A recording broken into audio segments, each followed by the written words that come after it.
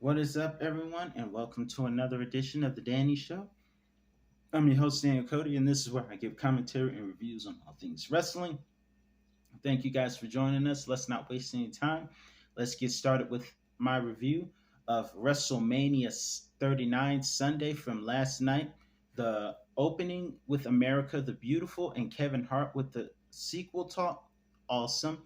We started the match in a big way, which involved Omos versus Brock Lesnar. And the match saw Omos throw Lesnar around like Big Show did on Legends Raw 2013, as well as a choke slam. However, it didn't take long for Brock Lesnar to get himself together and take Omos to Suplex City, LA, with three German suplexes, and a first attempt at the F5 failed, but the next attempt was very successful. And it didn't surprise me because Brock Lesnar has lifted people who weighed far more than 410 pounds. I don't know if this is over between the two, but Brock Lesnar lifting Omos, wow. Except when he used to do it to the Big Show, he would it would look like an attitude adjustment. Let's point that out. And the next match is irony because WrestleMania Saturday was the men's fatal four way. Tonight, or yesterday, WrestleMania Sunday, the women were second. And of course, we had Raquel. It was funny when Raquel looked at Chelsea as Chelsea was doing the drop kick. Raquel didn't even feel it, so that was funny. Raquel threw Liv Morgan onto the crowd, onto her opponents. Corey Graves was very entertained by that and said, "I love when tag team partners use each other as weapons." He's visualizing using Corey Graves, no, Byron Saxon as a weapon because Byron and Corey, for some reason, don't get along. Next, we have, nonetheless, after that, Shotzi taps out to Ronda Rousey, who is booed out of the stadium. Anyone, I think this whole thing ironically started, and I think California, somewhere around there, is Rousey's hometown.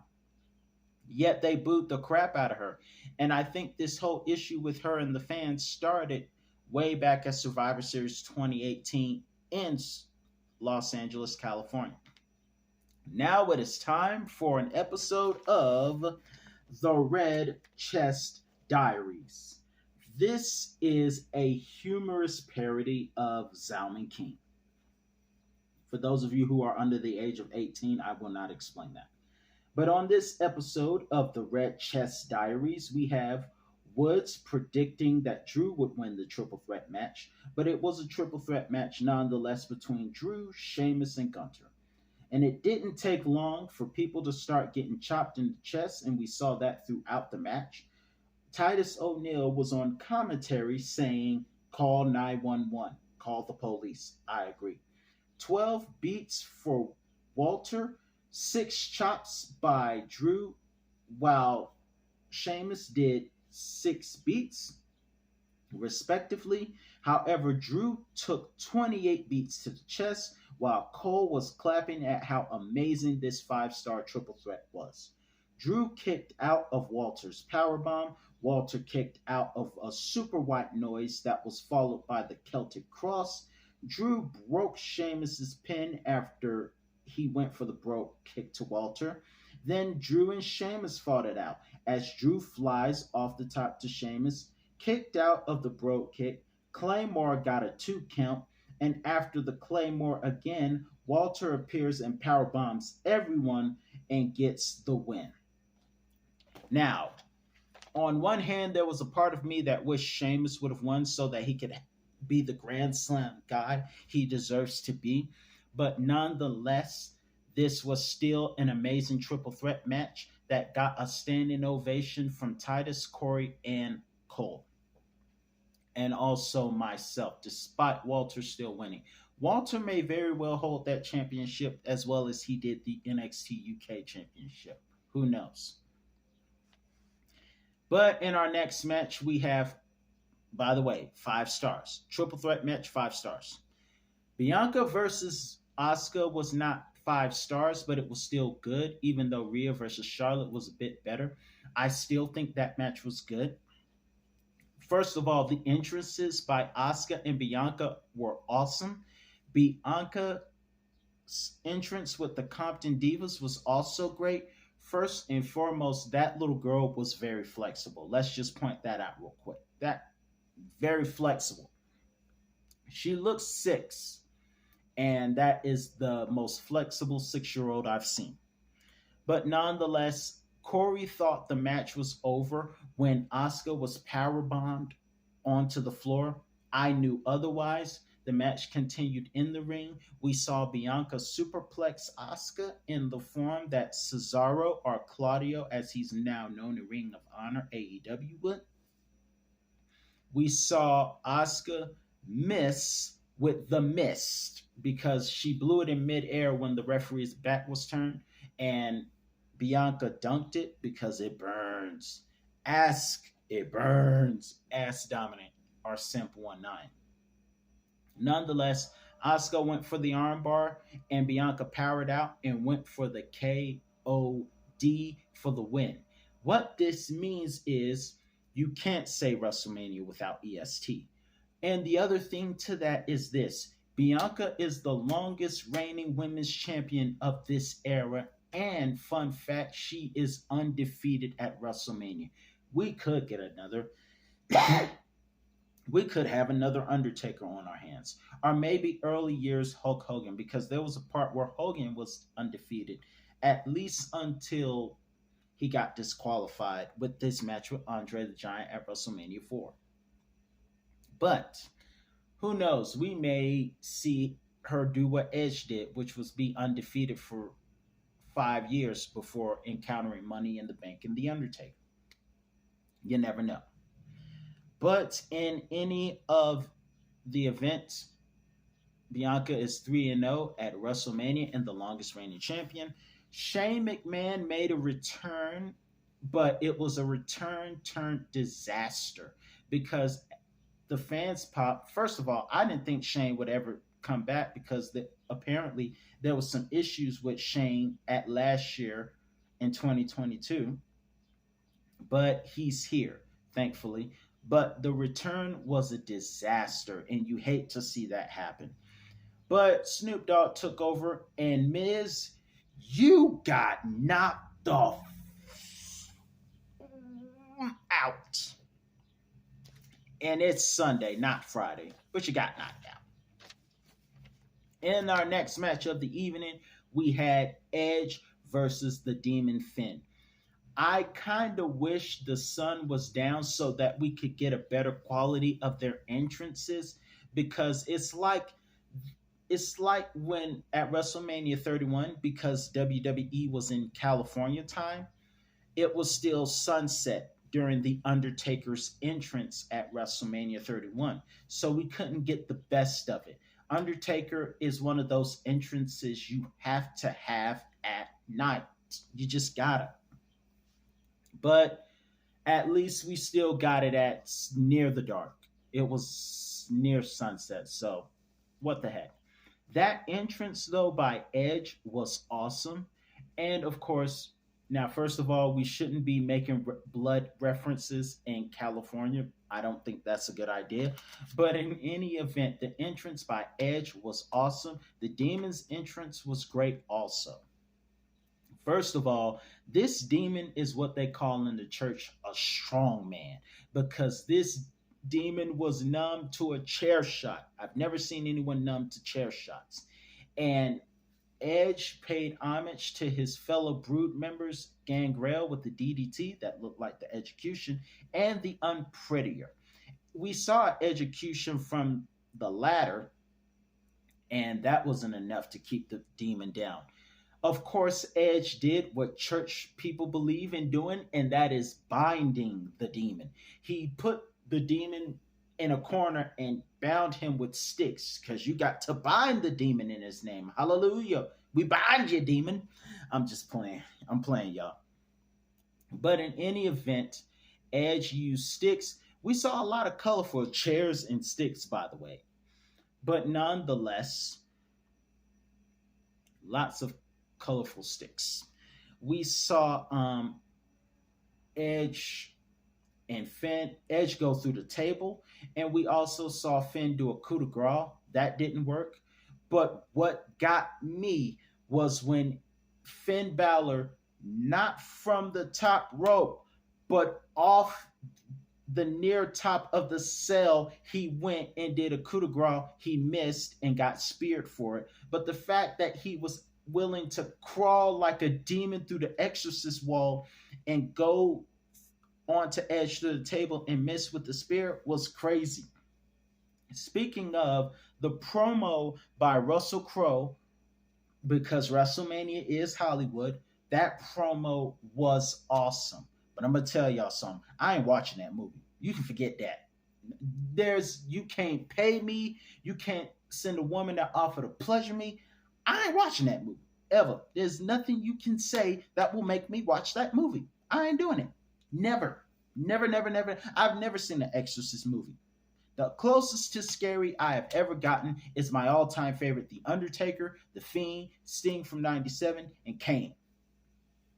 That's scary for me. I turned the lights down for those guys, but after that, it's over. I ain't watching no horror movies. Nope.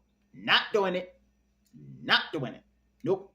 But nonetheless, it wasn't a spear that put the demon down. It was actually a concerto, a red chair diary concerto for the win. Edge would win that match. Now, after we saw the Hall of Famers stand on stage, including Stacy Keibler, who still looks great, and Rey Mysterio, amongst others, we saw that. Also, by the way, God rest the soul of Andy Kaufman, but from a scripted standpoint, Bubba Ray considers Andy his hero. And if you follow Bubba Ryan Dudley's career, you know why I say that joke. But God rest the soul of Andy Kaufman. Let's get on to this match with at the main event. First of all, great entrance from both guys. I love how Luke Harper's son was in attendance with Cody's wife and daughter. We also saw a great piano entrance for Roman Reigns. Still good. Now, we saw, first off, Solo got involved a couple of times and eventually got ejected. I love when wrestlers react to getting ejected by the referee. It is always hilarious. Even when Trick Williams got ejected, it wasn't as dramatic, but when Ric Flair used to get ejected, that was funny. We saw Roman Reigns go for what looked like a last ride, and we saw Solo, as I mentioned earlier, contribute to Roman controlling the match. But it wasn't until Roman went through the announce table that Cody found momentum to go for the cutter and the crossroads for a 2 count. We also saw Cody Rhodes pull some moves from Randy Orton, going for the curve, going for the stump to the limbs, as well as another crossroads. Roman used the rock bottom, which is a version from the Rock. And this was a surprise.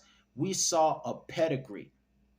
I don't know if Triple H appreciate that because we're going to talk about that in a minute. But we saw a pedigree. That was enough. We saw so many close calls. He kicked out of a spear. Cody kicked out of a spear. That wasn't enough. And then we saw the Bloodline come and attack Cody Rhodes. Then Sami Zayn and Kevin Owens, KO Zania, shows up. And then after helping Cody, Roman still kicked out. The match in itself was awesome to me. And we saw Cody Rhodes go for 2 crossroads in a row before Solo came back and ruined the whole goddamn thing. Here's my issue. My issue is not that Roman won the match. Roman is an amazing champion who has reigned for 945 days. That is not my issue. My issue is at least win clean. And he's a heel. Roman is a heel. So, of course, you're going to do things to get on people's nerves. I think the only person that is happy right now with this victory is this female YouTuber who is sexually crazy for Roman Reigns. There is a YouTuber, she's known as the Demon Girl, Demon Diva YouTuber. She's crazy for Roman. And I think she's the only one getting wet and happy that Roman won. Everyone else is pissed. And for me, it wasn't that Roman won. Roman is cool. I like both these guys, even though Roman can be heelish sometimes. It was the fact that Roman continues to win through crooked ways. And someone created a post that said Triple H never forgets. And it was a post of Cody Rhodes smashing the throne in AEW, a throne that looks like Triple H.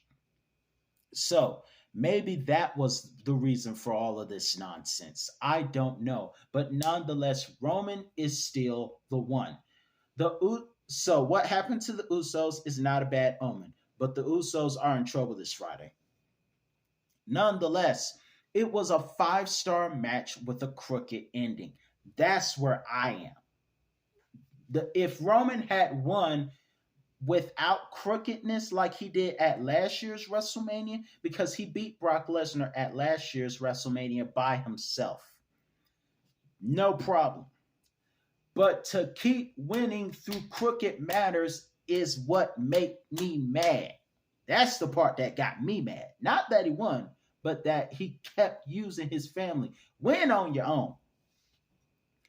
But now the question, it's not even a question of who's going to stop Roman. The question is, who's going to stop the whole darn bloodline? And I don't think we should say blood in California. Just saying. But who's going to stop the bloodline is the whole darn question. We need some reinforcement going on so that at least Roman can prove himself to be the tribal chief and not the tribal clown or the head of the toilet, as that SmackDown sign said. He can prove it by himself. No help. Also, Mr. McMahon has a mustache. I never thought I'd see that, but Vince has a mustache. Let me know in your thoughts what you thought about this whole thing. Great match with a ridiculous ending. Michael Cole's pissed. I'm just made me want to throw my shades. But that's all the time I have for you today. If you enjoyed this review in WrestleMania, don't forget to like, comment, and subscribe. That's all the time I have for you today. And I'll be back with another review on all things wrestling. Peace out, folks.